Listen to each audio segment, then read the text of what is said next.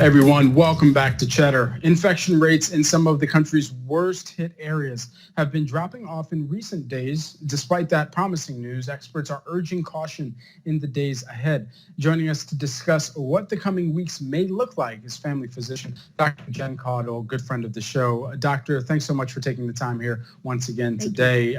Let's dive right in, why don't we? Surgeon General Jerome Adams saying on Twitter Sunday morning that some of the nation's hotspots appear to be leveling off or going down. Some good news, but could we see a resurgence of infections in the coming weeks or months if we open up the economy, reopening too soon? Absolutely. And that's the thing that scares me. And I know many of my colleagues and all of us in general. You know, we've in talks about reopening up the economy, that really involves a lot of steps, a lot of careful, thought out processing. And the truth of the matter is, just because we sort of slowed down, by the way, which is a good thing, and it's due to America's sort of adherence to these social distancing rules and mitigation rules and things like that, it doesn't mean we're done. It doesn't mean it's over. And we still have a long ways to go. And the idea is we don't want to go backwards or to have more deaths. So, yeah, that is the big concern about reopening too soon or in a haphazard and sort of unthoughtful way. And so additionally, continuing on here, we've got Dr. Robert Redfield of the CDC saying this morning that the reopening of the country is going to be a step-by-step gradual process. As a doctor, what would you say that those steps look like? What are the key performance indicators that we should be tracking? Yeah, well, I absolutely agree with the step-by-step process. I still want to see the numbers going down. I want to see fewer and fewer cases. There's a lot I want to see actually on the ground. The step-by-step process is likely going to entail many things, but what we do know that we need is we still need more testing. Antibody testing, which is something we've all been talking about recently, is something that would greatly help, especially for those who are healthcare workers, giving peace of mind and also understanding where we stand and understanding risk levels.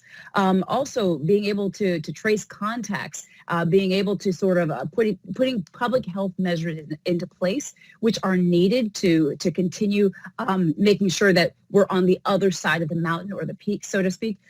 All of these things and so many others need to be put into place.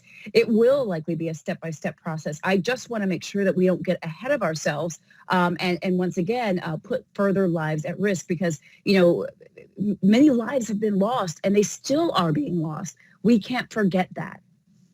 And so before we get to the next topic here, and since you bring up contact tracing, and there's going to be a tech element that's also involved seemingly, as we've got tech companies like Apple talking about how they're going to be able to facilitate some of this contact tracing as well. What do you think that the tech companies need to incorporate within their planning for contact tracing for us to get it right? That's a really interesting question. And I love the idea that tech companies are interested in getting involved. I mean, the truth of the matter is where we are right now in our entire world is it's got to be all hands on deck. And I love that I'm seeing organizations and companies from different sectors sort of getting in the game and trying to help out. Again, contact tracing and sort of following contacts, testing, et cetera. This is really a public health endeavor.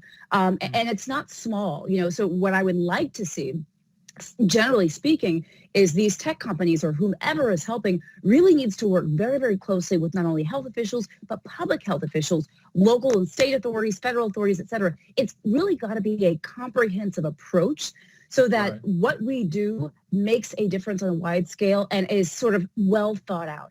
That's what I want to see is a comprehensive approach, regardless of which companies are getting involved. And so moving right along here, an ER doctor in Washington was given the arthritis drug, and I'm going to get this name wrong, but tocilizumab. I don't know if I got that right, but you can correct me in a moment. But he recovered, the doctor recovered after contracting the virus. Is that or some of these other experimental treatments that we're hearing about, are they viable?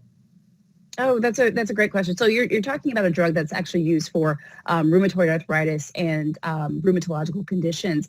The good news is that we have a lot of medications that are sort of potential candidates that we're kind of looking at to see if they may work against coronavirus. That is the good news. The news that's still evolving is how well these drugs actually work. time and testing are going to tell. But I think one of the take-home messages here is that, we hear a lot about hydroxyzine and chloroquine. Let me be clear. I mean, those are the two drugs we hear about.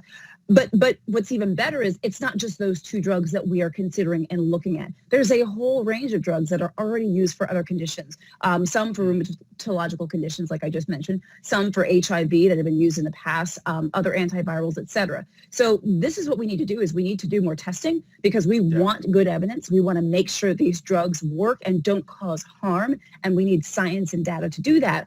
But I think it's very hopeful that we've got some options that we are considering and can be hopeful about.